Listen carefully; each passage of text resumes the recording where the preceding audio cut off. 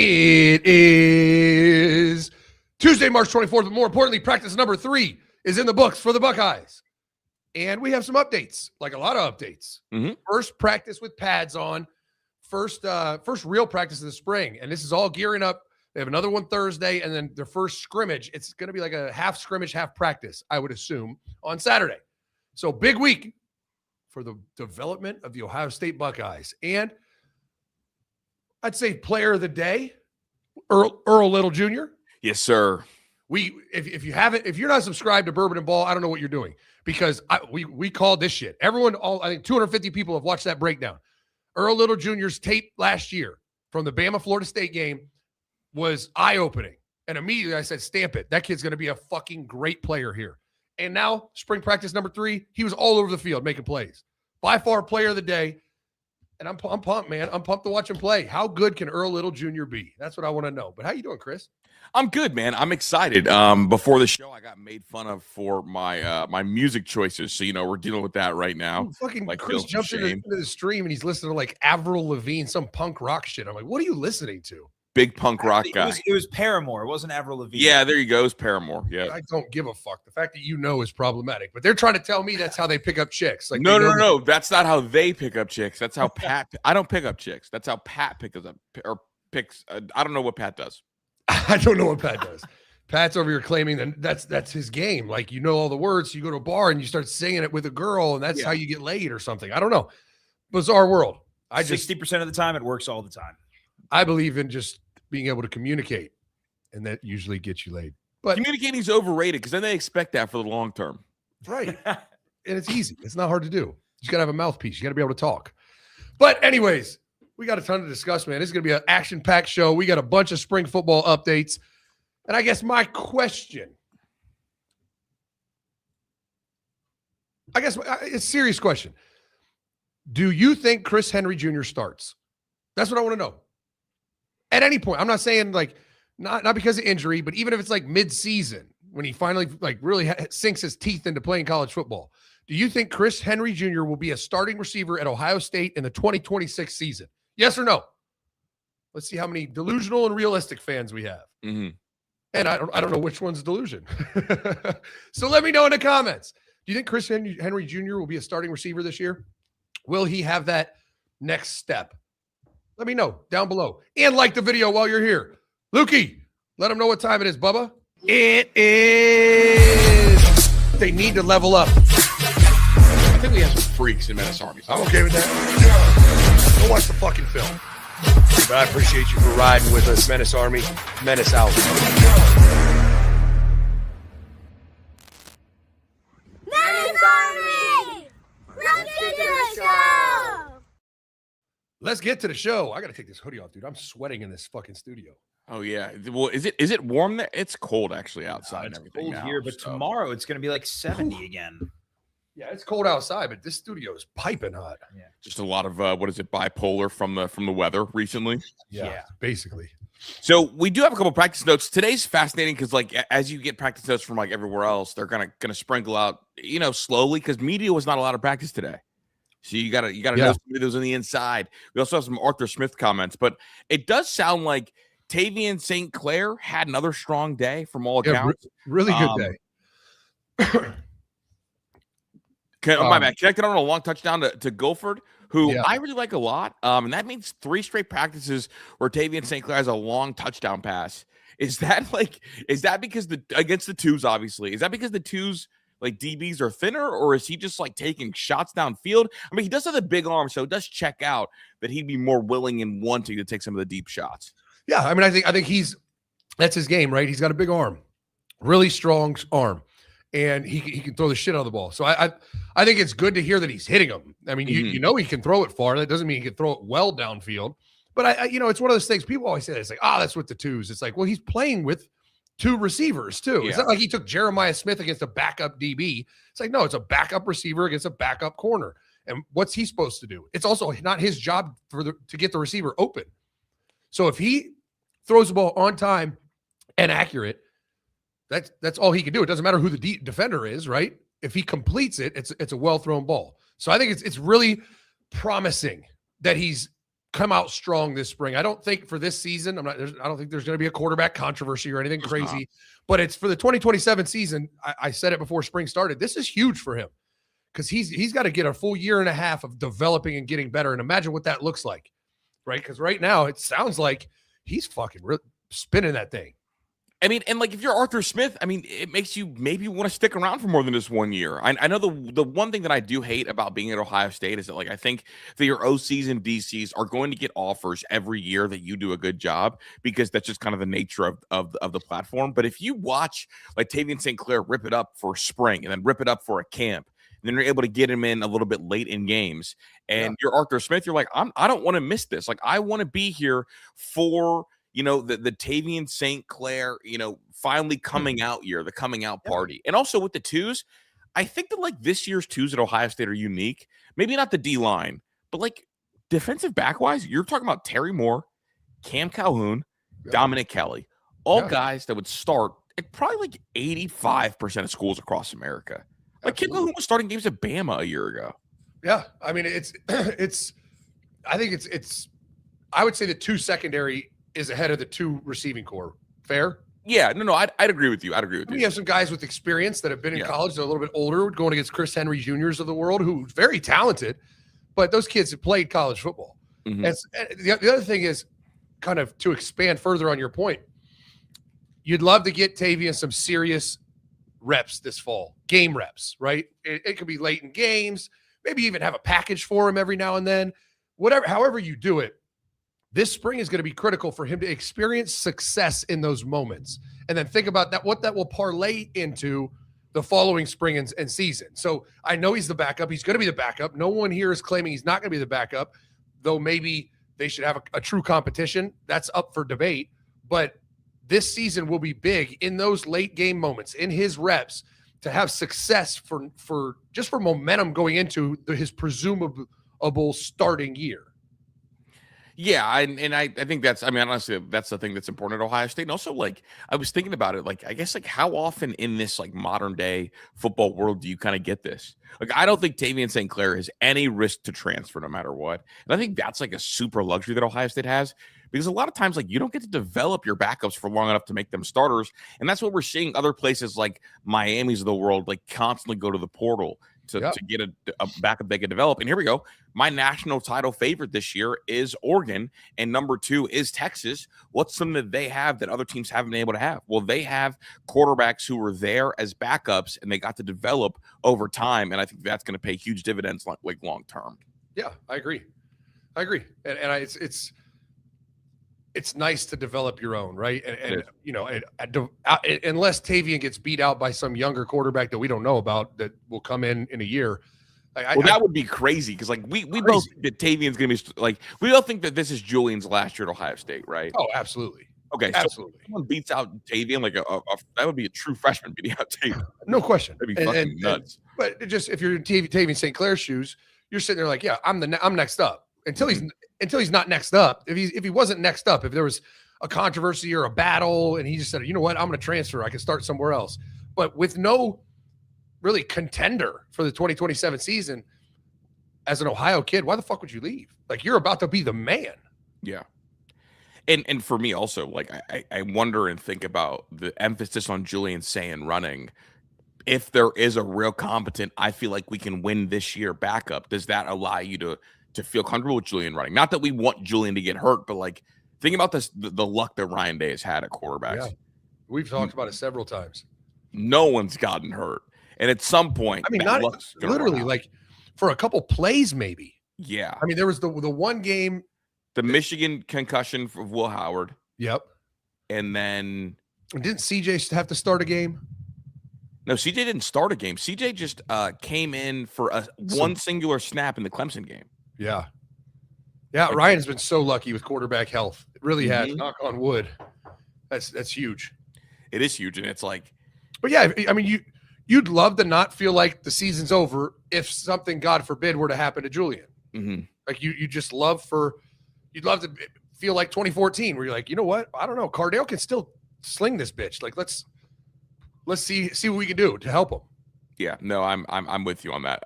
Again, that's 3 long touchdowns from Tavian St. Clair. I know a lot of people wanted the offense to be more explosive, and like that's just a quick note. Now, Julian did not have the 3 long touchdowns today, or did not have a long touchdown today.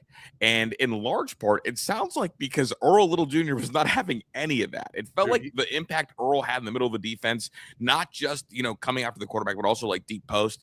The quote was, you could absolutely feel his energy.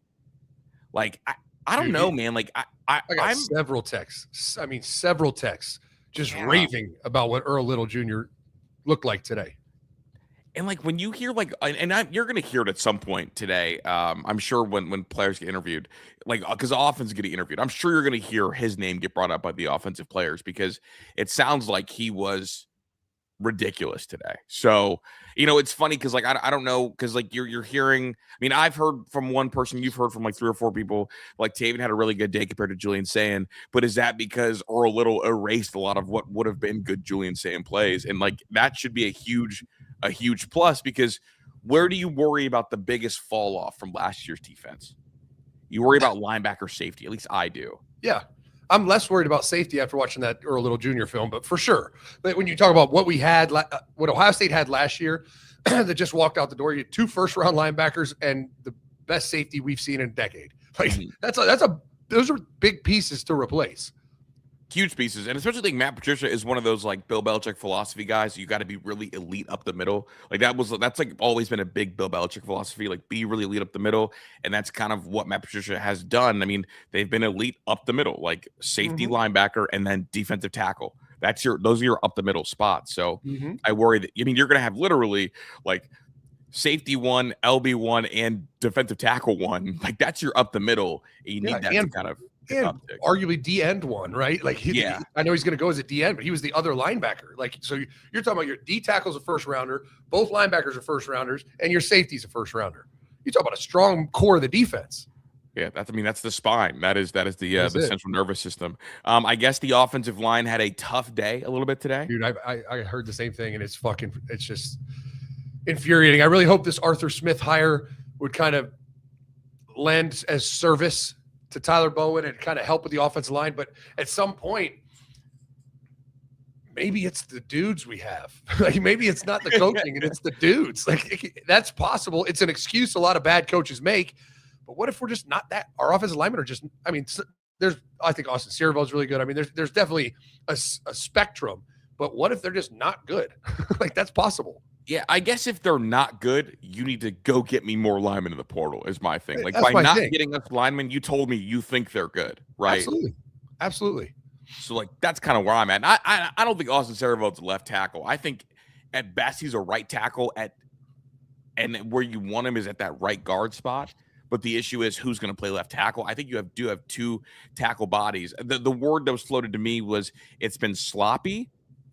And is that kind of the case with offensive linemen the first day back from spring training or from spring break, not spring training? Well, I mean, early in spring, I think it can be a thing. But it can be a thing situationally. But all these fucking kids played last year with the same. It's not like it's a new quarterback, new cadence. They're caught off guard. Literally same center, same guards, same tackles, same players, other than Tegra, who was usually the lazy one that would jump off sides. Yeah. But just my issue is with the O-line is not that, oh man, they need to get better. They struggled in pass pro. It's no. Sloppy and a lot of false starts. That is so controllable, even if you're a shit player. Like let's say you're really bad. You can control those 2 things. Like I can go out there and play left tackle and not false start. I can't block Kenyatta Jackson, but I cannot false start. I promise you that. Those things are just infuriate me. It should infuriate everyone. I'm sure Tyler Bowen's not happy about it, but at some point, get the fucking job done. Coach them up, develop them, get them to stay the fuck on side so you don't cost 5 yards every 2 seconds. What do you think about the low snap reports? Yeah, I'm worried about the snaps too, but it didn't feel like they were an issue last year. And they weren't an issue last year. That's why it's kind of weird. They were an issue 2 years ago with Hinsman. Remember, Hinsman was snapping everything off Kyle's left foot. Yeah, fucking wild. I mean, they got to get reps at it, and I know somebody told me after practice they did 100 yards of snaps where you like snap, come off the ball, 5 yards, snap, come off the ball, under center and in shotgun. So they're putting in the work. I mean, it's something that it's a red flag if you're middle of training camp right now. They're just knocking the rust off. Like, got to get back to it. I don't know. I mean, it's same quarterback, same center. What's the fucking problem? Yeah, I was gonna say maybe like I don't know who's delivering low snaps, but like how often is Tavian St. Clair getting snaps with the first team center, or probably not at all at this point? They want to get the chemistry because like Tavian's obviously like a lot taller than Julian. Was my only like internal cope excuse. You're trying to find an excuse. Literally attempting because people tell me I'm too hard on Bowen, so I'm trying to loosen up. No, that's garbage. That is rose-colored glasses. We're the Buckeyes. We're the best. We're going to win the national championship. Like, yeah, I know they're talented. They might, but we have to call a spade a spade. The offensive line coaching job last year was fucking awful. Sorry. I don't know anything about Tyler Bowen. He might be a great dude. I might love him. He might be a good football coach, but I know his product on the field was a failure last year. And so now he deserves to be under the microscope. Yeah. Why did we lose to Indiana? Why did we lose to Miami? Because our offensive line play was not good enough. That was the number one reason in both games. When that happens, you have now placed yourself and your position under a microscope because you are a main reason why we failed last year. There's no such thing as too hard on him. This is the Ohio State University. Expectation, best in the country. Were they even close last year? No. So no. We're not being too hard on Tyler Bowen. We're holding a Buckeye standard here. You know what they were in 2024 season? Best in the country, even when depleted. It reminded me they were the 2014 quarterback room. Yeah. Oh, this guy gets hurt. This guy gets hurt. Oh, first round tackle, he's out. Like Remington award-winning center, he's out. It's like every great player, you'd be like, shit, they are playing really well. Fucking out. Like, and still found a way to play at an elite level. And so they played like literally just a slew of NFL defensive ends. Yes. Like Colin Simmons is going to be a top 10 pick in a year. James Pierce was second in defensive rookie of the year to Carson Schlesinger with 10.5 sacks in the NFL, right? Like that's what we're talking. Like just it cut through a slew of them, and we didn't hear James Pierce's name called a single time. We didn't hear Colin Simmons' name called a single time. We didn't hear Cross's name called a single. We heard nobody's name a single time the entire postseason. Not once. It was just belt, dude. And we had a guard playing tackle. Yeah, not like an Austin Searville where Chris and I think he's going to be a guard. No. The kid was a guard for his first 3 years of college. And in the NFL is a guard. Yeah, and in the NFL is a guard. Everyone knows he's a guard. We moved him to left tackle and still we're able to pass pro and run the football. It's crazy. Like literally like Notre Dame, Oregon, Texas, and Tennessee all had top 2 round defensive ends. Smothered them. To the point where I was like, I don't know what the fuck I don't know what he is. Right. And I think the one person out there doing God's work, doing what Tyler Bowen should be doing, is Edric Houston because he got in a fight with the whole O-line today. Like, dude, I'm with you. Get 10 more people to beat the fuck out of him. Maybe they'll wake up and be tough and yeah. I think you want to scuffle with pads on, right? Like you want to scuffle, like first scuffle of the day. So it sounds like Edric Houston got a scuffle, and James Smith had a welcome freshman moment with Legend Bay. So those two guys being a little chippy. I like the fighting. I don't think Edric Houston was healthy ever a year ago, dude. I don't think he ever got back to it. It didn't look like it because he was so good the year before when he came in and, didn't play a ton, but when he came in, you saw it. I mean, he did play a ton, actually. He played a shitload for a freshman.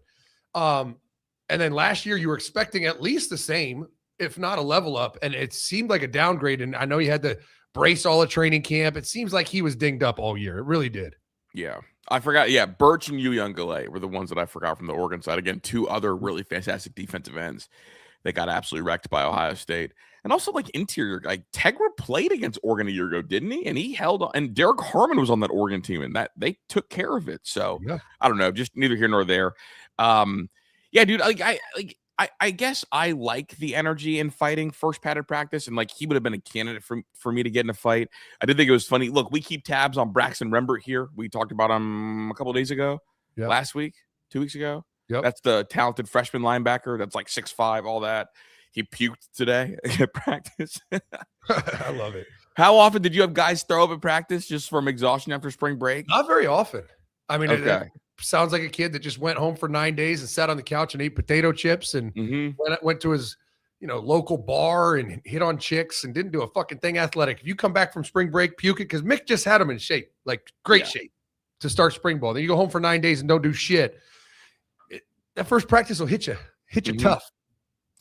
Dude, there was this kid that I used to work out with a lot, and when he puked, bro, he would be happy because I would be like, yeah, I know I'm working hard now. Like I can't even fake it. I'm working hard. And so, some guys just have to throw up. Yeah, I've seen players like that where they just got to, and sometimes it's on game day. They got nerves. They just got to get it out of them, which is real quick. Yeah, I have to exude this from my body. Let's get a commercial break and keep talking about spring updates. And then I do want to talk about Arthur Smith too. He spoke today, which I absolutely love. What does Arthur Smith bring to the offense? And we have a little injury update because my biggest concern, first practice back from spring break, you had guys that were off for 9 days. Bodies aren't in peak physical condition like they were before they left. Do any players get hurt? And we had an injury. We don't know exactly what it is yet, but it's definitely something going on with a starter on defense. So we'll get to that right after the break. We'll be right back after this. Hi, Menace Army. You know me. Like to have a cocktail every now and then. Drink responsibly. Every Tuesday night we do bourbon and ball on the website. I sip on 1 or 2 bourbons, break down some football. And if you have an Apple Watch or a Whoop band like I do, you can track your sleep. And it always leads to poor sleep performance. You wake up a little tired the next day, you're just not yourself. And that's where we found a hack, right? Restore After Alcohol Aid. Obviously, there are more negative effects from alcohol than just dehydration, but alcohol has a depressant effect on specific receptors in your brain, and alcohol is toxic to your liver. Cheers Restore is a dual action after alcohol aid. Its ingredients support both your brain and your liver after consuming alcohol. Cheers was designed for how alcohol actually affects your body, not just dehydration. Don't just take our word for it. Cheers has appeared on Shark Tank, and today Cheers is sold in over 30,000 stores, including Walgreens, CVS, you name it. They've sold over 50 million doses. You'll feel about 50% better the next day or your money back. Basically, 2 drinks feel like 1 the next morning. All you have to do is take 3 capsules after your last drink or before bed. This isn't for binge drinking. It's if you have a couple cocktails and want to get great sleep. Same night out, way better morning with Cheers. For a limited time, our listeners are getting 20% off their entire order by using code MENACE at cheershealth.com. Just head to cheershealth.com and use code MENACE for 20% off. After your purchase, they will ask you where you heard about them. Please support our show and tell them our show sent you. There you have it. Boom, that way. I do want to talk Legend Bey and the receivers a little bit. Goldford had the long touchdown. He's kind of been the forgotten of the 3, and it's wild. I think Brian Hartline signed 5 receivers this last class, which is really rare, unique. I have to double check that. At least he had 5 commitments at least at one point. Legend Bey still looks and feels different. I'm trying to slow down my expectation for him as a first-year guy, but naturally, dog, I just feel like that Z position is just available for the touches. Like after you're burning the ball, McCune, I don't think McCune is going to be, oh no, we can't take him off the field. No, I don't, and we'll see. Bourbon and Ball, which I'm gonna have to postpone to either tomorrow or Thursday. The film still didn't come in, but it's coming in. I got confirmation of that today. So Bourbon and Ball will, I think, be Thursday night. But yeah, it's a playmaker needs to come out of this, right? And whether it's Legend Bey working in the slot and allow Brennan Innes to move outside some, or it's Chris Henry Jr. comes along, Devin McCune, really any of them, Kyle Parker, like that's the one I'm looking at. Kyle Parker, is he a dude? And that's why I'm excited to break him down in film this week. I said McCune, I just did him last week. I think Kyle Parker is the key to this whole thing. How good is Kyle Parker going to be? I don't know. And I think honestly, like if Kyle Parker is not that good, I think they will try to speed up even more the Legend Bey thing. I really think that like they will be careful with Legend Bey's development because I think that maybe some ball security things are there. But I think that like if they feel like they're lacking explosiveness on offense at all, I believe will rush him. I think about when you guys started playing Dontre Wilson, you guys kind of lacked someone that had that type of like home run from anywhere on the field, and maybe played him a little bit before he was ready, which is fine. Like, we needed some explosiveness. And like with Curtis Samuel was just so good that you had to play him no matter what. So yeah, I mean, we had like, Zeke and Curtis still played. Yeah. So I guess for me, I think that if Kyle Parker and McCune are not that good and just depth guys, I think we're going to see a lot of Chris Henry Jr. and Legend Bey. I think that's kind of what it relies on, because like if Ryan Day's going to do like the mental weight thing. Yeah. If like Ryan Day cares about floors, not ceiling, but if your ceiling is non-existent and I can get a guy in here who can, like take hidden yards, I'll do that every single time. So it is good to see like Legend Bey's quickness still playing. And in a move-up period, dude, to be called like super shifty and super different when you're at Ohio State early on, me, is crazy. That's what's crazy. Because like, how are you different in a room full of aliens? Because like, we can call it for what it is. Ohio State has probably like 10 guys who Chris Drew would consider like alien caliber, and about 4 guys that are like football ready to play. And if he can be the 5th guy, he's going to be on the football field. Yeah. How do you not? Your best players have to play. And if he's, and the reports today are super sudden, change their directions insane, and is just so explosive. Mm-hmm. If you get these kind of rave reviews, the 3rd practice in as a freshman, you're only going to get better as you understand the scheme better. You understand college football. Like you get developed and coached on fundamentals and just understanding. Like, he's only going to get better. If he's getting these rave reviews this early, I don't see a world where he doesn't see the field. Now, I'm not saying he's going to be a starter, every down guy, nothing like that. How do they keep him off the field? I don't know. I don't think they do. I wanted to ask you about kind of like psychology and toughness. Could sticking him with the running backs to start be about the toughness thing? Like, we're going to ask you to get the ball behind the line of scrimmage a good amount. We need you to like kind of run fearlessly, because like, you know, not that your receivers did, but receivers generally speaking get tagged as like the soft thing. Oh, gator arms, he didn't want to get hit. Oh, yeah, he ran out of bounds instead of trying to run through somebody's face. Do you think that could be a reason why they have Legend Bey, just for like personal psychology and personal development, or is running back just easier than wide receiver? It's definitely easier. More natural, God-given talent applies. The receiver position, there's so much more that goes into it, right? Running backs, a lot of times, if you just have great awareness and vision, you'll figure shit out. Like you'll just find your way through it, right? And you can just rely on your God-given talent, your explosiveness, your toughness. You know, that will take over. So I think it's easier to get on the field as a running back for sure. Okay. The biggest question on young running backs is always kind of the Isaiah West question. Isaiah West didn't play more because of pass pro. Yeah, he was terrible at pass pro. It's weird because like he was bigger than Bo last year. Yeah, and that's going to be the thing. Legend Bey's in the game at running back at what, 5'11", 175, 180 maybe? Can't do it. He can't pass pro at 185. No. So what is he now? I mean, he's a 3rd down back that is getting scat released. He's not in pass pro. Like, that's my only question is, does Legend Bey play running back on like drives where he has to pass pro and run the football? Dude, I don't think he can. I don't think he will. And I know that like this, who I'm about to mention, was like a lot stronger and a lot more physical. But like, I don't remember Jalen Marshall ever playing running back. No, he didn't.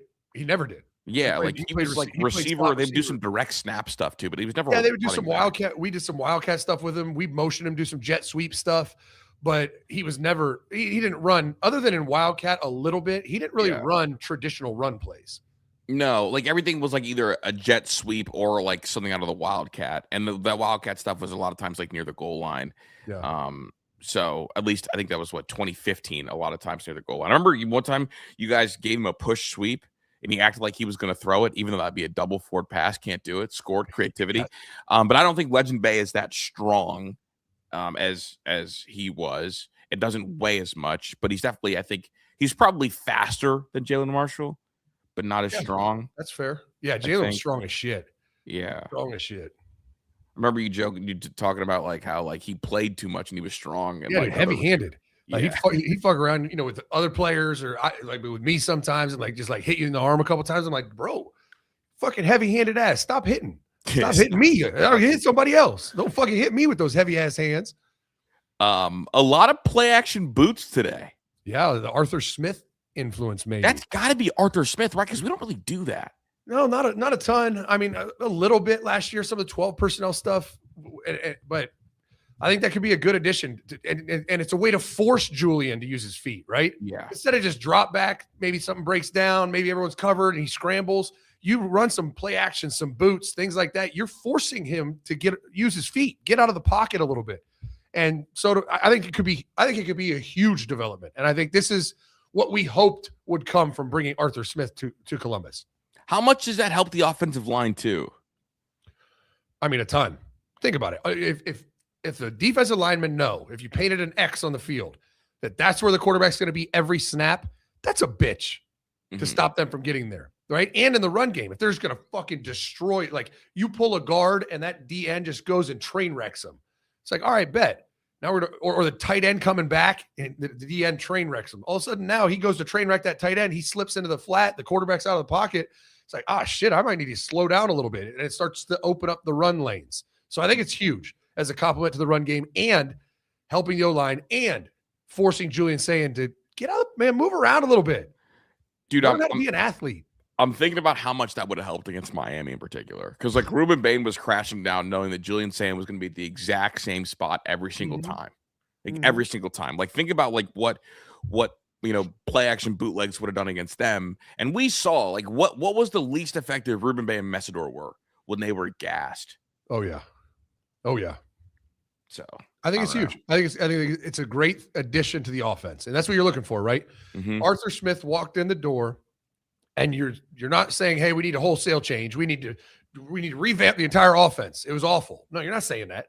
Kid led the country in completion percentage. Jeremiah Smith was a monster. Carnell was a monster. 2 freshman backs played really well. The offensive line was really good until they played good teams. Like they played well the first 12 games, regular season. They played okay. Yeah. So you didn't need to blow it up. Arthur Smith comes in, you say, all right, what wrinkles can we add to further enhance? Yeah, what can we tinker with to kind of get there? On Julian Sayin, this is what Arthur Smith had to say. There's a lot he can handle. He's very intelligent. And ideally, I'd like to give him and the QBs more responsibility at the line of scrimmage when appropriate. Thoughts about that final part? Do you want the quarterbacks to have more responsibility there? Absolutely. I mean, it's one of those things, Chris, like the biggest knock on Julian Sayin last year, right, was just when he's under pressure, he gets rattled, right? Yeah. Well, a great way to build confidence in a quarterback is let him control the protection. Because guess what? If I don't want to get hit, buddy, I am going to identify every blitz, tell you who's coming, change the ID to get protected. And now there's some ownership in that, right? Now, granted, the left tackle gets beat. What the fuck's he supposed to do about that? But at least he has some influence on his own well-being. And I think it's also really good when it comes to NFL development. I think it's great. CJ did it. Will Howard had to do it. I think it'd be really good to now take the training wheels off Julian Sayin. He's a year 2 starter, led the country in completion percentage. Take the training wheels off and see if he can ride a 2-wheel fucking bike. See if he can do it.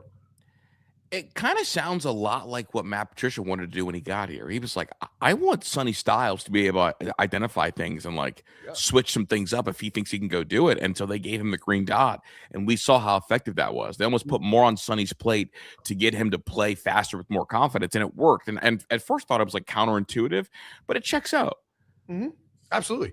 Well, and if you think about what you had last year, right? Who were the leaders on last year's team?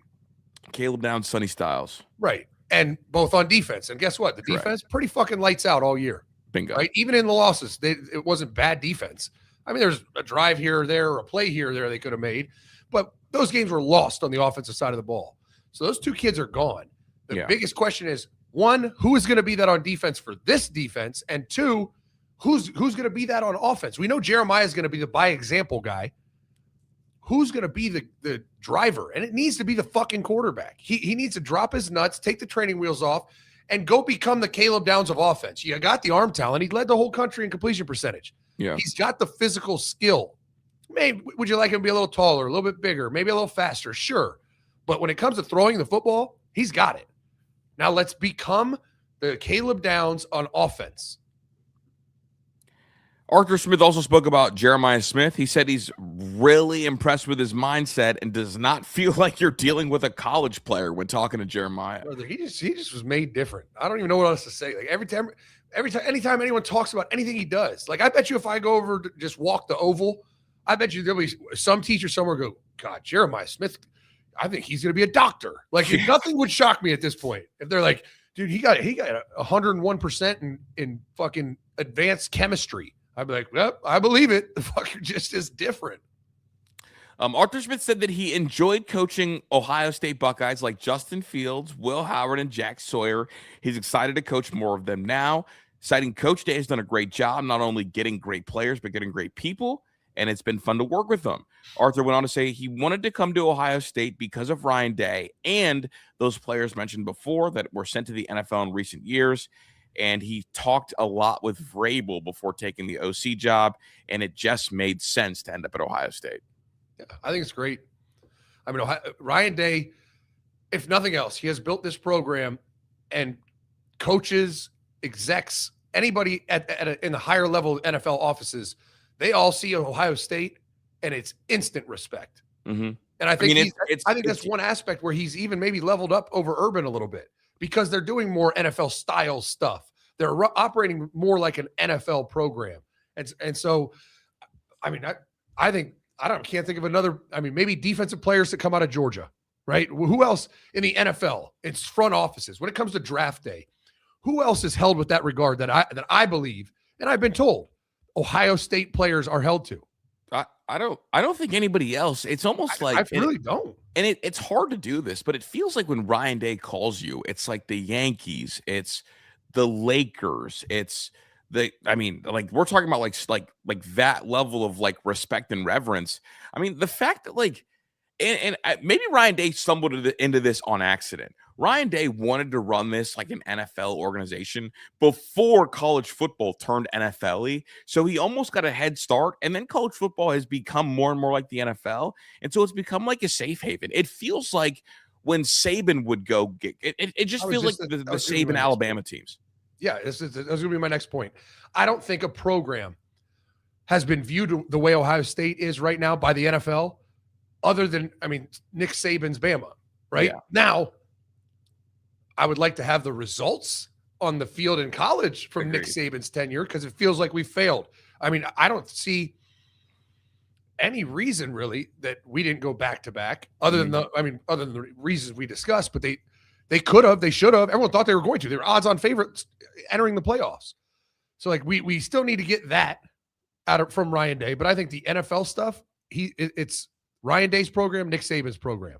I mean, you think about guys that have gone to the NFL under Ryan Day's program. They all they're all good players. They remind you of Bama players. Like, every receiver, stud. Even guys, I was thinking about it, like Ronnie Hickman. I mean, Ronnie Hickman was what? Where's his draft? A 5th or 6th rounder. Yeah, like he was a late round draft pick. He's playing really well for the Browns. Trust me, I watch him every week. Like, guys, they're just ready for the National Football League. And also, like, just a step further than that, like, there's no head cases, right? No, like, go in. Ronnie Hickman was an undrafted free agent. Jesus. He was undrafted starting safety for the Browns and playing really well. Yeah. Like, the Buckeyes are just ready for the next level because of the way the program's run. And like, you never hear anything negative about how they're in the locker room too. Like, I love LSU, but you hear a little bit about Malik Neighbors kind of being a diva. You hear a little bit about some Brian Thomas stuff. Like, you just don't hear anything negative in regards to like how they carry themselves as well. And I think coaches can appreciate that. I do think the NFL like respects Georgia. They respect Oregon. But I feel like there's a level of reverence for Ohio State that is unmatched in the country. Mm-hmm. Personally. So there's no doubt. I mean, I'm just looking through these draft picks, Chris. Like, who was a miss? Like, I mean, 4 first-rounders last year, all 4 played really well, right? Josh Simmons, Tyreek Williams, Donovan Jackson, Emeka. Yeah. And I mean, even the second-rounders, Quinshawn, ridiculous. Travion, ridiculous. How did JTT do in Indy? I didn't really... JTT wasn't great, but like not a bust. Yeah. And I mean, just some Will Howard gets raved about so much. I'm expecting him to be the next Big Ben. And as a 6th-round draft pick, he's not supposed to be, right? Right. Not supposed to get raved. I mean, think about it, dude. A 6th-round draft pick from Ohio State impressed coaches and former players so much that they're like we're good. We don't want to draft a quarterback this year. Think about how like absurd that is. Absurd. His players they're ready. And I think that speaks to kind of how the programs ran. And to circle back to how I started this conversation on this route, I think that's why guys like Matt Patricia and Arthur Smith look at it and say, hey, it's like with Bama. Like NFL coaches will be like, oh, Nick Saban called? Yeah, I'm going to think about that. I'm thinking about the guys that I'm coaching here in Pittsburgh. I bet that place is run really fucking well. And all of a sudden, these NFL coaches have interest. It's not like going to fucking Clemson. Like Dabo Sweeney calls. They're like, man, what the fuck is this goofy redneck calling me for? I'm in the NFL. Ryan Day calls. It's like, I'm going to think about this. Dude, I'm going to contemplate this. It's literally like, hey, I'm your agent. Hey, like, we got a college opportunity for you. College? Fuck no. We have Ryan Day on the phone. All right, what's up? Like that's right. That's the pivot. That's the switch. And the fact that like he went to Vrabel and Vrabel's like, dude, go. Yes, absolutely. Like that's like you will grow as a coach there. I think it's really fascinating. Me too. So shout out Braves for the tip drill. The assist. Yeah, 2-man. Literally like alley-oop and Vrabel's like, I got you behind the back. Boom. Shout out Braves. D-Wade to Braun. Give me the commercial. Oh. Give me the commercial. I fucking can't believe you just brought up LeBron. I'm like, we can't go one fucking show without that garbage. All right, we'll be right back after this. Menace Army. I'm going to be calm with this one because this one is a life hack. It's a game changer. You can go to menacesports.com right now and level up your TV game. Live now on our website, the P6 Mini box. It's an electronic device. It's small. It's easy for travel. You can take it anywhere, connect it to Wi-Fi, and you got it. Every show, every game, every movie ever made. All you do is plug it in. No more paying for Netflix. No more paying for cable. None of that. Just go to menacesports.com right now. Buy the P6 Mini, and you have everything. You can cut all subscriptions. You will save enough money in 3 months to pay for it for life. You'll never pay for anything ever again. And right now, promo code Menace, $25 off and free shipping on the device. Go to menacesports.com, buy the box. It'll come in a week or two. Plug it in, hook it to Wi-Fi, done. You have every movie, even movies in theaters, every baseball game, no more blacked out channels. You want to watch the news in LA? You want to watch a game that's in Seattle? It's all on the box and it's easily categorized. You want to go to you want to watch a baseball game? Go down to baseball, click it. All the baseball games listed. Pick the game, you're watching it. You don't have to pay for anything. It's a one-time fee for forever freedom. Go over to menacesports.com right now and get you a P6 Mini with promo code Menace. $25 off and free shipping. It's a must-have. Money back guarantee. Go get it. What better way to spend your tax refund? I mean, literally, if you get a nice check, get a couple for the house.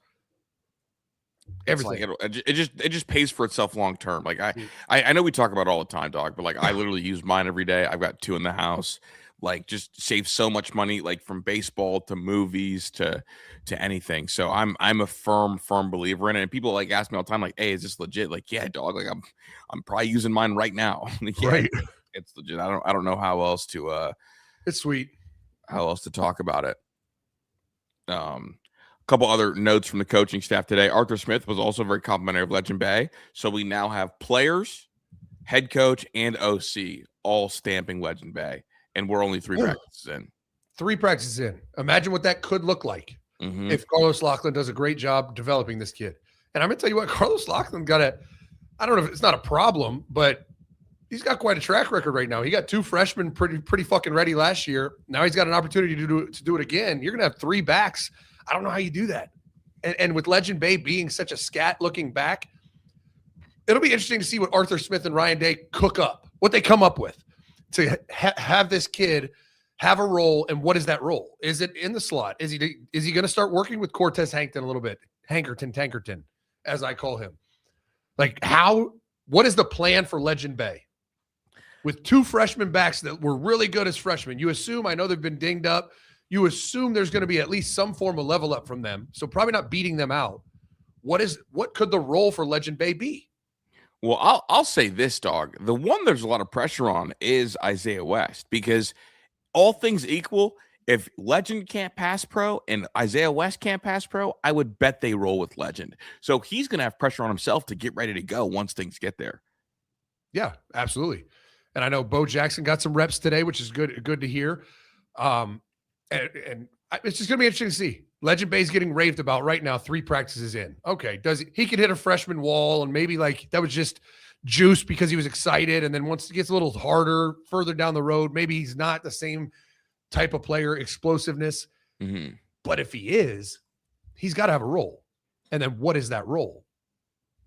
He has to, and then it's like, are we gonna give it a new position? I guess like that's what I'm struggling with. Like, are we gonna ask him to be a traditional running back, or are we gonna give him a new position entirely?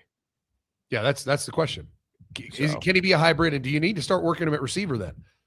I mean, I think they have started working him at receiver. The issue is the receiver room is just so deep. Also, I think he can get more work at running back than he can at receiver. Because like, No question. I don't know how you even fucking managed to like getting all those guys reps.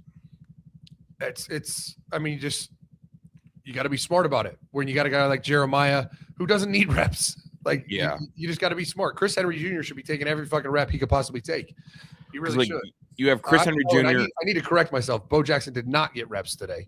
That was a mistake. Oh yeah, I think Bo Jackson wears 25, Jacoby Lane wears 24. So, or Jacoby Jackson, I think. Yeah. But I didn't know if you heard something different than me. I was like, all right, hey, well, fuck, like whatever you got going on. But no, I tend to agree with you. I hope they give a different position entirely, because I think that would force Ryan Day to go outside his box creativity wise. And have a package, right? Just have a package. It's like a personnel group. We call this personnel group, he's the slot. Brandon Ennis comes out. Brandon Ennis is still a starter, but in this package is the Legend package, right? And it's like all the things he does well, run game and throw game. He's got to learn how to block, and he's got to learn how to run routes. And blocking on the perimeter, you can do it you could try to do it 185. But you blocking a fucking Arvell Reese coming on a blitz, good luck. It's the XJ package, right? The Xavier package. We used him to kind of spark the offense. And honestly, looking back, and maybe my memory fools me, we used XJ when our offense kept on sputtering. Like if we sputtered for 2 or 3 drives, all of a sudden he would be out there at running back to maybe hit something to kind of get things going. Yeah. Arthur Smith got asked the question that I think is maybe the most important question of the day. He got asked if he could give the ball to Jeremiah Smith too many times. And Arthur Smith said, no. There's no such thing. The ball goes to number 4. It's a good thing. Always. Yeah. What do they say? If you want to score, throw it to 4. I say, what do they say? I say that. Right. He also joked that he wants to give his playmakers the ball like Derrick Henry during the 2019 Tennessee Titans playoff run, where every single touch was Derrick Henry. Why would you not? It's like I've said 100 times. Coaches overcomplicate this game. Mm-hmm. Get the ball to your best players in 100 different ways, and don't let a team stop you from getting your ball, that football, to your best players. Like you have to have ways. They're going to bracket Jeremiah, put him in the backfield, motion him, shift. There's ways to get him out of a bracket, to get him one-on-one. And then throw the motherfucker the ball. Yeah. I do have a question. What position do you consider Percy Harvin? Just out of curiosity. He was a slot, same as Jalen Marshall. Okay. I remember him getting a handoff one time when I was cutting up stuff. No. Yeah. He because he was so elite, we found different run plays and really the only real run play he ever ran was counter. It's an easier run play for a more receiver body because most of the time counter is going to bounce. And if it inserts, it should open up pretty much the same spot. So counter is probably as opposed to zone blocking where everyone's blocking one direction. There's a lot more to read and feel with second level reads. Counter is pretty fucking easy. Okay. I was just generally pretty curious on that. Anything else you want to add Ohio State wise? We're going to just put 48 minutes talking about Ohio State practice. I don't know if you have anything else. Hey, they're back. We actually have shit to talk about. Yeah, I think the one thing that I didn't answer, I said I was going to last segment that we need to talk about now is you're worried about any kind of injury coming off spring break, right? We talked about it yesterday, how some kids maybe didn't train, and we don't know what the injury is, but Jermaine Matthews definitely is going through something. He took a couple reps, but you could tell he was like limping, and I went 2 places with that. One, that sucks. I hope it's not a long-term injury, right? And hopefully it's nothing serious. But 2, if anybody could afford to be dinged up and not go through spring ball, he's one of them, right? It's him, and it gives. And I mean, don't get me wrong. You want him to go through spring to get those 100%. reps to get better, but I think he's, as opposed to if you said, "Oh no, Chris Henry Jr.'s dinged up," and we really thought he was going to be a starter, like that would be a huge deal. Jermaine being dinged up, not terrible. No, he's going to his 4th year as a senior, could be a captain, a really, really good player. Would have been a day 2 or day 3 guy if he got drafted this year. Like he doesn't really need the spring. And honestly, like you're looking at Dominic Kelly, the kid who reclassified to get to Georgia a year earlier, played in 8 games when he should have been playing high school football, and now transferred to Ohio State, and they love him. I hate that Jermaine is dinged up, but if you are Dominic Kelly, this has to be an opportunity for you to ball the fuck out and get as many reps as possible and prove that. Look, like we know that they have a Devin Sanchez, but I was Devin Sanchez for Georgia a year ago. Like I was that. Yeah. So. It's going to be interesting. Really interesting to see who comes out in this secondary, like and positionally what they're doing or what they end up doing. Sound like the Bama boys had a lot of energy today. Cam Calhoun, Earl Little, who was Bama then Florida State, and James Smith all brought heightened energy today. And so just a note for those who care. Another note for those who care. Peyton Pierce spoke to the team today. He's got to be a dude. I mean, he played a ton last year, significant snaps, looked really good. He's got to be a dude. And I don't know if you saw that picture of the linebackers, but man, there's some freak looking dudes. I did. But I like my linebacker room like I like my coffee. Go on. Black. Well, I'm gonna tell you what. If there's a next up, Cincy or Johnson he has that Arvell Reese look like, that guy might murder someone. Yeah, on the field. He just looks like 10.5 tackles for loss All-American 2 times. Literally. Just generally speaking.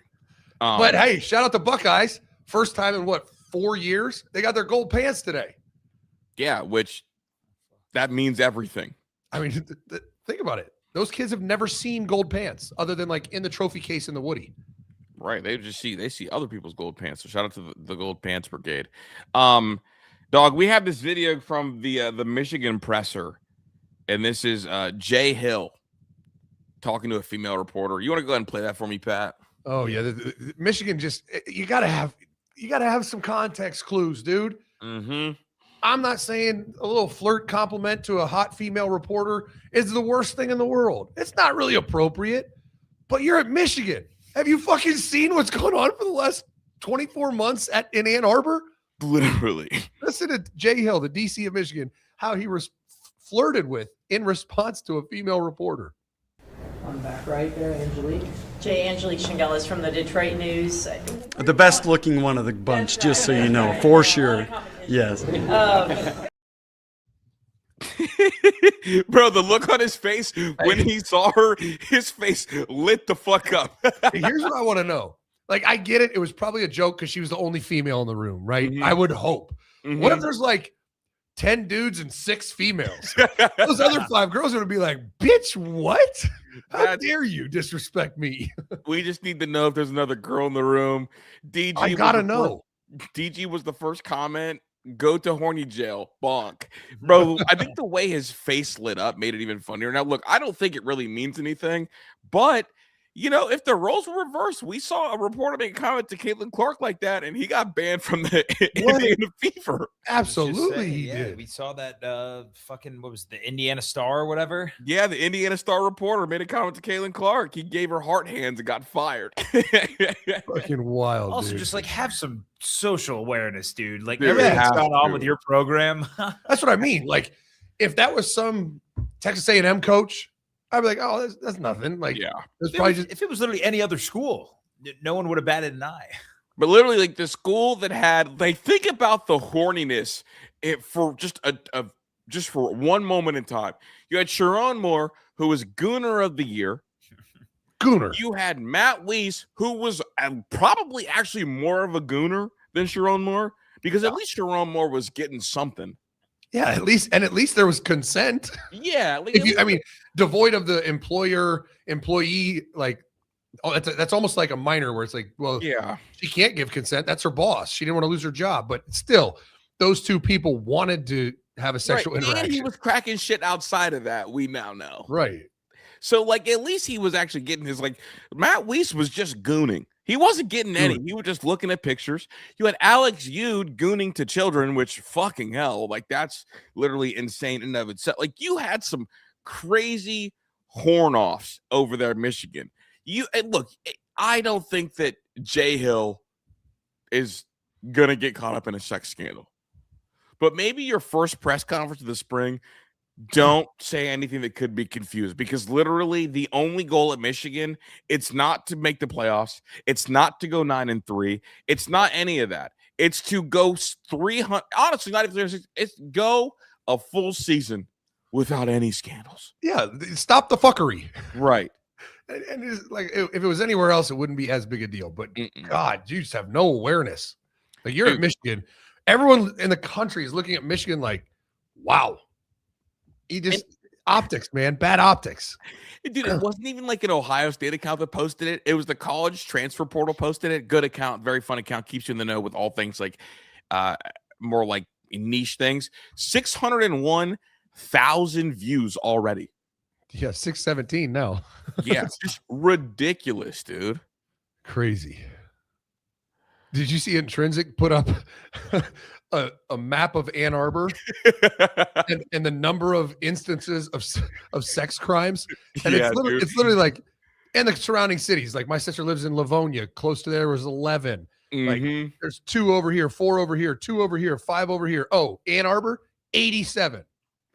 I get it. It's a college campus. But still, I think if his face wouldn't have lit up like that, like, I'm going to play it one more time. I think his face lighting up is what made it even funnier. On the back right there, Angelique. Angelique Shingelis from the Detroit News. The best looking. He was so happy. He was so happy. But also, have you seen the Michigan beat writers and reporters? No, I mean, I just imagine She could like be a Sam solid Ladd. 4, and next to those dudes, it's like, she's pretty hot. I mean, she might have some motion. I mean, this picture, I think, is 20 years old. Right? Like, I don't know. Let's see. I'll throw this up for you. Here she is. This is probably an old picture. Yeah. Pat would hit it. I like the jewelry, dude. Assuming it's her. My bad. Didn't want to. Could be. Either way, Michigan's beat reporters it's pretty much all beat reporters, right? What are all beat reporters like ugly? Well, she's not ugly. No, I'm not talking about women. Oh. I'm talking about the male beat reporters for the most part. I know in Ohio State it's true. Yeah. Michigan it's true. I mean, it's just kind of not attractive beings. I wonder why that is. I mean, in radio, there's not a lot of attractive beings either. Is it because like most of their career is spent behind a camera, so there's not like a currency for attractiveness? Mm-hmm. Maybe that's me being weird. Most of a bunch of players today, dog, got a lot of work after practice. That's probably pretty common in the spring, right? Like Matt Patricia was getting work with Keanu Jackson. Like a lot of guys stayed after to catch whatever and show off their I don't know what is it, their gold pants too. But it's pretty common, I think, early in. Yeah, really common. I mean, really all spring. I mean, listen, these practice days they're like currency. Like you only get 15. So you need to maximize all 15. So if you need to work on something, you want to get slow. And the best part about post-practice work is you can slow it down. Because there's a tempo you need in practice, right? Where you're go, relentless effort, flying around. Like practice tempo matters. So sometimes it's tough to slow down and teach like a fine fundamental in the middle of team drill, right? So what you do is, we saw Matt Patricia and Jermaine, Kenyatta. Yeah, Kenyatta Jackson. After practice, working on leverage in pass rush. And it's just nice and slow, talking, explaining, and teaching. It's my favorite time. It was my favorite time of the day was post-practice, just teaching. Not like trying to get max effort, not execution, just teaching. And it's great to see. You got to maximize these 15 days. Dude, Ryan Montgomery just talked about Ian Moore. He said he's a dude. We all think he's a first rounder by the time he's done here. It looked like it on film. So I will go back to my question. Then why the fuck does he not play tackle? I'm telling you, man. Guess what, Chris? We ain't have a motherfucker on the field who looked like a first rounder at all 5 positions last year. That's what I'm saying. He's got to play tackle. That's from Montgomery saying that, dog. Come on, bro. You always told me the players knew first. Yeah, well, the coaches should know first too. Jesus. Well, the coaches be bullshitting, man. Clearly. I mean, I don't know. And what I really don't know is which tackle spot would I like replaced most. I think Austin Seerveld was the better tackle. I don't know. I think, wait, you go Ian Moore left, Austin Seerveld right, and then kick Phillip to guard. 6'5", 315 guard. I like it. Like, I'm like, right? Like that feels like, to me, you play Ian at left, you see who's the worst tackle, and then you pull the worst tackle out of those 2 right tackles and you just kick him inside. Because I know that neither of you are worse than Tegra at guard. So at least we're getting 2 upgrades out of the 3. And if we can get 3 upgrades, let's fucking go. Yeah, and then you have a 3-man battle between Luke Montgomery, Josh Padilla, and whatever tackle you kick inside. We'll assume Phillip Daniels. 3-man competition to win 2 spots. And Carson Hinsman's your center.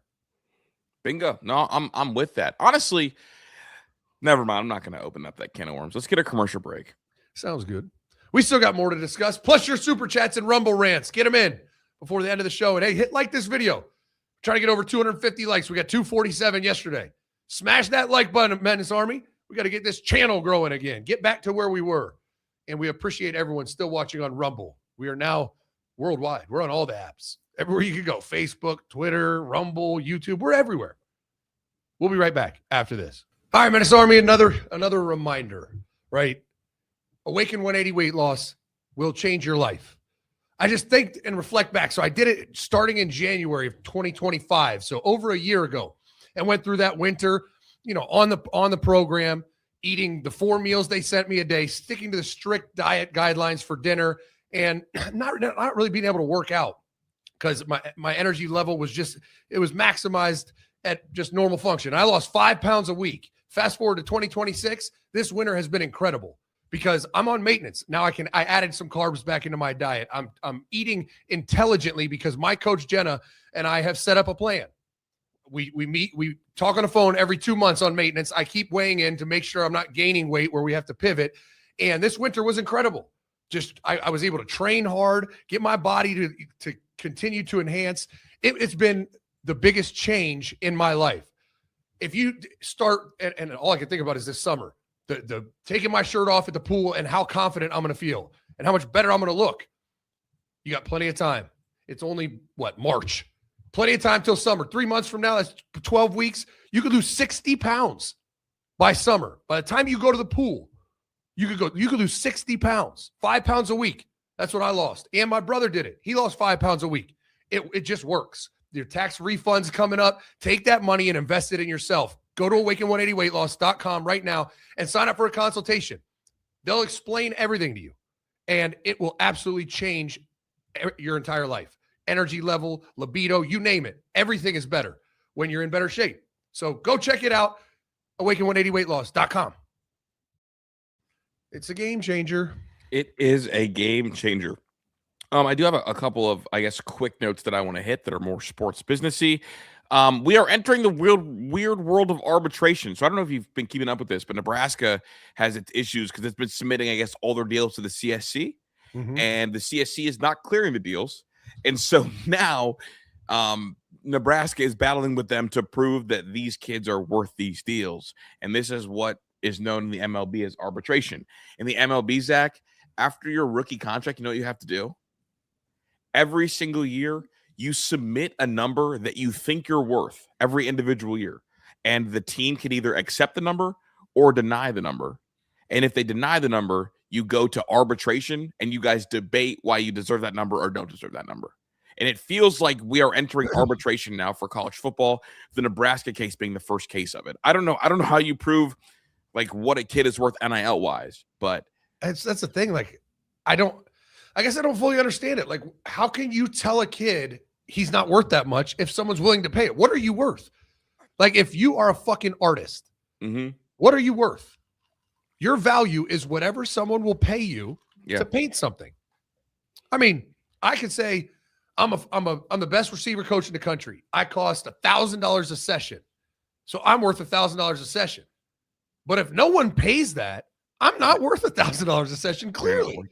Like if a company or a booster or a collective is going to pay someone X million dollars to do whatever their deal is, how can the courts or the NCAA say, no, you're not worth that? It's like, bitch, they're going to pay me it. Yes, I am. And that's kind of where I'm at. Like, at least with the MLB, it's like the team that you're on is not willing to pay that. And then they go to the MLB ARB court and the MLB decides, no, he's worth that or he's not worth that. And they use production and like other guys' contracts. And the big case was like Scooble thought he was worth, like 32 million. And the Tigers said, no, we don't think you're worth 18. And so you go to ARB court. And the cool thing about ARB court is there's no middle ground. It's like, they can't just say, oh no, we think he's worth 25. It's either 32 or 18. And so that's how they settle things in the MLB. I'm curious to see how this is settled, but I don't think Nebraska should be punished for doing everything the right way. Like, they're trying to do things the right way. And if they lose this and those kids are not able to get paid, every other school that's doing things in a fucked up way is going to use that against Nebraska. Oh, of course. So I don't want that at all. So I hope that the CS, because look, like if they're willing to pay, like who gives a fuck what the CSC thinks? Right. And this is a good way. This is a good way to guarantee nobody sending deals to the CSC until the score gets passed. If the CSC does not get this right, no one's sending shit over there. No, there just needs to be some way to control this shit, because that's what it is in intention, right? The intention behind it is to control outrageous spending to buy players, right? But I think they should focus on transfer portal gets, because that's where tampering goes on, right? And high school kids. But if you're talking about, Jeremiah Smith is going to make $12 million this year, it's like, honestly, you might have just cracked it, bro. If CSC only is required for portal kids, that might fix the sport on accident. I mean, literally. And I think you need to come up with that, or have you been thinking about that? No, I just think about where is it dirty? It's not dirty in Jeremiah Smith in year 3 signing a big NIL deal. That's not dirty. He's been at Ohio State for 3 years. It's dirty when you're trying to get a player. That's when it's fucked up. Not when you have a player and you're trying to compensate him. That's what NIL was made for. It was made for guys that are on your team, become great players, and they can make as much money as they can make off of their stardom. It's not to call fucking Darian Mensah the day the portal closes and say, hey, I got $8 million for you. Come to Miami. Like, what? You're just trying to steal a player with monetary reward, like a gift. Yeah. You're trying to buy a player. That's what's dirty. They need to stop that shit. If they just went through portal deals and high school deals, that's where the filth is. It's not in the kid that comes back for his senior year. Dude, I think you just fixed college football. If the SCORE Act really pushed, we're only going to ask for clearance on portal deals. Yes.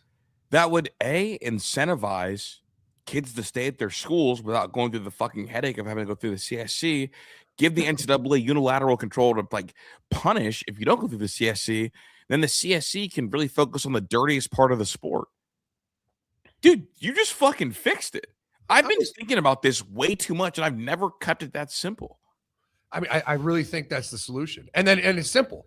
You can't offer a kid an NIL package when he and obviously he nothing until he's in the portal. Mm-hmm. He is all those deals, all those schools that are recruiting him need to submit what their package is. And then you're like, 3 million, 3.5, 4, 3, 3.5, 8 flagged. You're done. Mm-hmm. Sorry, Miami, you can't buy him. No, that's actually I don't, you don't really do this to me very often because we talk so often. I'm in. It just feels like the best move, right? Yeah. Holy shit. Thank you. I think I'm going to do a video on that. I think you just fucking solved the issue. I mean, it'll. Dude, I've been wrestling with the SCORE Act because I don't. Chris, think about it here too.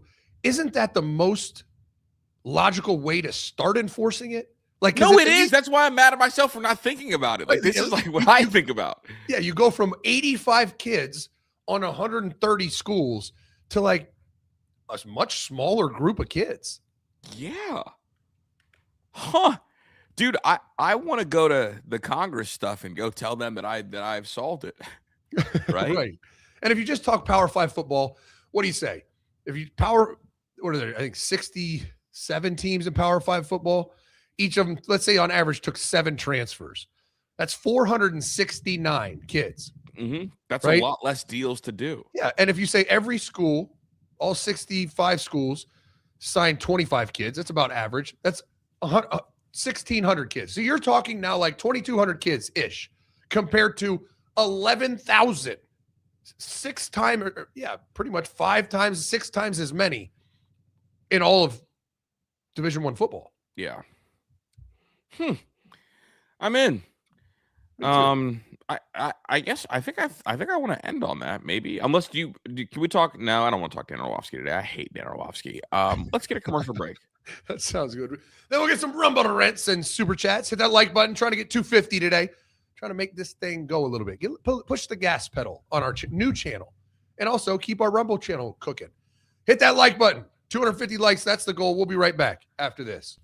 It's that time of year, the off season. The transfer portal really gave us a gift because we always had this lull, right? Before spring ball, no practice to talk about, no spring games to break down. But we have the best way to keep your football fix satisfied. Bourbon and Ball every Tuesday night, 7 p.m. We sip on bourbon and break down all 22 film. That's Coach's film you can't find anywhere. And we're on a 7-week journey right now, breaking down Ohio State's transfer portal class. Week by week, we go player by player and see what are the Buckeyes getting. We did Christian Alliegro last week, Terry Moore this week. In the tank, we have Earl Little Jr., James Smith and Kua Rosau, Devin McQuoon, the slot. I'm really excited for the Kyle Parker film, LSU, South Carolina. Going to break it down. Will Kyle Parker be a starting slot? And what will the Buckeyes get out of him? It's beautiful because you get actual insight into how good they are, what's their skill set. And you know what we learned? Terry Moore, post safety. He's not a Caleb Downs type of safety. He's the complete opposite. So there's a bunch of question marks on what Matt Patricia is going to do with him. He's not going to play Caleb Downs' role. He's not a box safety. We learned that watching the game against Miami 2 years ago when he was an All-American. Go check it out. It's $25 a month. That's it.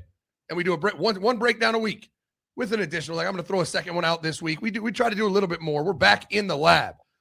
MenaceToSports.com, Colonel tier, $25. Go sign up. And as always, this has always been the case, and I've never refunded one person. It's a money-back guarantee. If you sign up and watch the Terry Moore breakdown or watch the Christian Alliegro breakdown and don't think it's worth it, shoot me an email, Venmo, right back, money back. It costs nothing to find out. Go sign up and check it out. MenaceToSports.com, Colonel tier, Bourbon and Ball. We're cooking. That's going to be on Thursday this week because my film, I didn't get it in. But I will have it tonight, upload it, and Thursday at 7 p.m. we will be cooking a Bourbon and Ball episode. Ooh. I have 7-on-7 practice. I'm going to have to do it Wednesday. Scratch that. Wednesday at 7. Tomorrow? Bourbon and Ball. I always forget about 7-on-7 practice. That's tomorrow. Tomorrow. Yeah. I went over to a high school, Chris, and had a meeting with one of my 7-on-7 kids because he's really talented. He's a D1 player for sure. And I hit up some friends like, hey, you need to have this kid on your radar, and his transcript just wasn't great. Mm-hmm. And I'm like, this kid, no one's helping his kid figure out. He doesn't even know what he needs to qualify. So I went over an hour-and-a-half meeting with his academic counselor, went through every year, all his core classes, what his core GPA is, what he needs to take this summer and next year to get him eligible, get him registered for the SAT, all the shit that like you'd assume a high school coach would be helping him do, or someone, maybe his academic counselor. And so we got him on track. I'm pretty pumped. Good. That's great to hear. Bang, bang. Let's get some Rumble Rants. Clydesdale, thanks for the 2. I was at the Wisconsin game last year, and every time Edric Houston wasn't on the field, he was on the stationary bike. Mm-hmm. Dude, I'm telling you, man, like that knee wasn't right. It wasn't. And you hope he's somewhere close to 100% because he was really, really good as a true freshman. Dude, something was off about that whole thing. Because remember, Ryan Day and everybody else reported it as an ankle injury. And then he came out the next day with no spat and a knee brace on. Yeah. It was really weird. Depressed Buckeye, thanks for the 1. Jay Hill's comment is harmless. That's just the kind of cornball comments Mormons say, but bro's in the capital of Goonerville now, so he will have to learn to read the room quick. Yeah, that's what I was saying. I don't think there's anything wrong with what he said. She's probably the only female in the room. It's kind of funny, like mainly taking a shot at like, oh, thank God, not one of these fat, ugly guys. Like it was, I thought it was fine. It's just, but you have some awareness where you are. I thought the exact same thing. I don't think that Jay Hill's going to get involved in any kind of Gooner scandal in Michigan, but you're just under a microscope. Mm-hmm. Andrew, thanks for the 5. Hey, Coach, how concerned are you about the tight end room? Have not heard great things. Hate watch starts tomorrow. Fuck the Yankees, baby. There we go. It's not fuck the Yankees. I'm not concerned. As long as we're an 11 personnel team, I think Keenan Bailey will have one guy ready to be a really good player. The problem I have is going 12. And even today at practice, they were in 12 personnel and in 11 personnel sets. And so their second tight end is a slot receiver. Well, why? Why? And I understand why. The why. In general, when teams do that, it's because you get a certain set of defenses called against 12 personnel. And when you line up in 11, you can attack weaknesses. Mm-hmm. But we have so many fucking athletes. Why are we forcing so many tight ends on the field? It shouldn't be. Shouldn't be. And just to your point, Chris, about Edric Houston, he had a 59.5% PFF grade this year. Mm-hmm. And as a true freshman, granted, only 141 snaps, but he played significant. It wasn't just pop-up teams down the stretch. Yeah.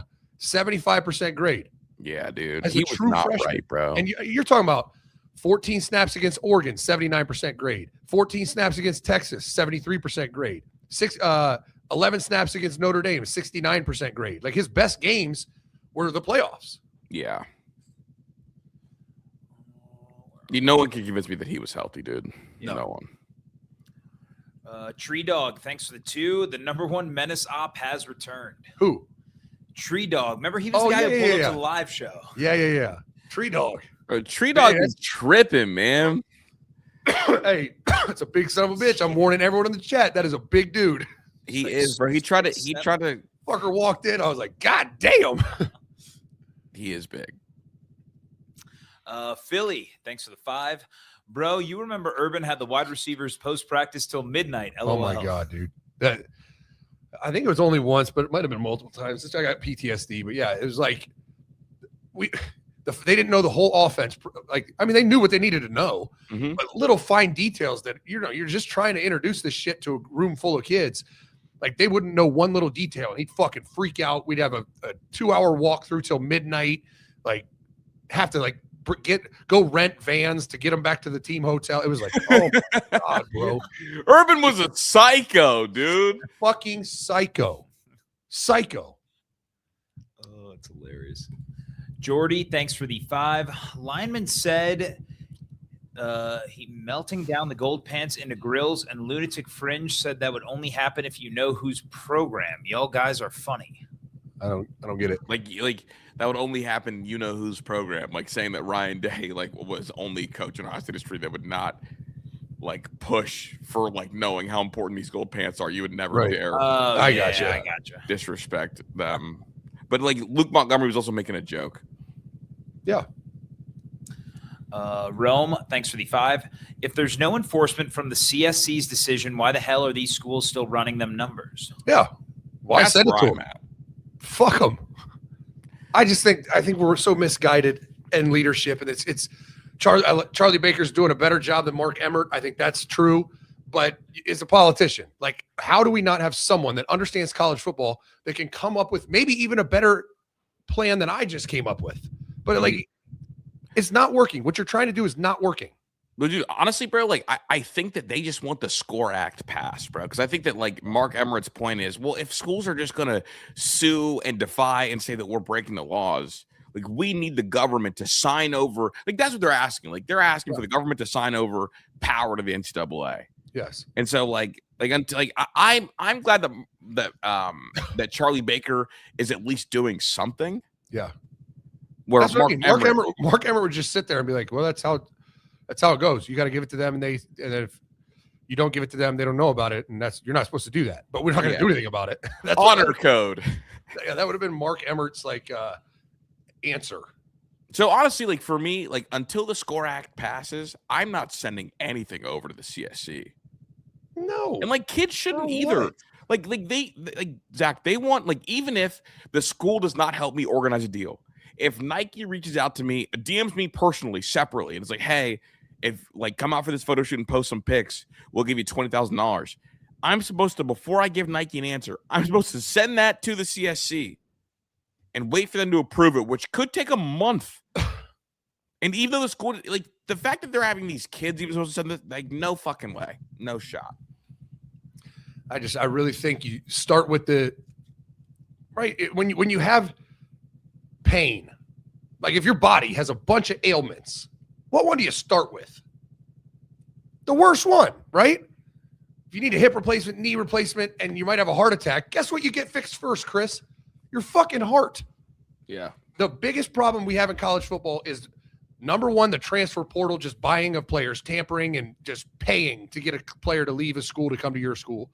And then buying recruits in order, 1, 2. Mm-hmm. Number 3 might be Jeremiah Smith makes a little more than his market value. I still don't see a problem with that. Hey, man, I hate Philly, bro. Why? I'm trying to focus on the show, and Philly's just making fun of me, bro. Another Rumble rant from our guy Donor. Thanks for the 5. Can I get a quick happy birthday, Chuck, for my father turning 60 today? Absolutely. Happy 60th, Chuck. Happy birthday, Chuck. Yeah. And Live it RIP up, Chuck man. Norris. Yeah, that's facts too. Those are all the Rumble rants, super chats we got. So get us on out of here. Little early exit on a Taco Titty Tuesday. Go enjoy both. Taco of choice and a titty of choice. I know I will. We'll see you tomorrow. Menace out.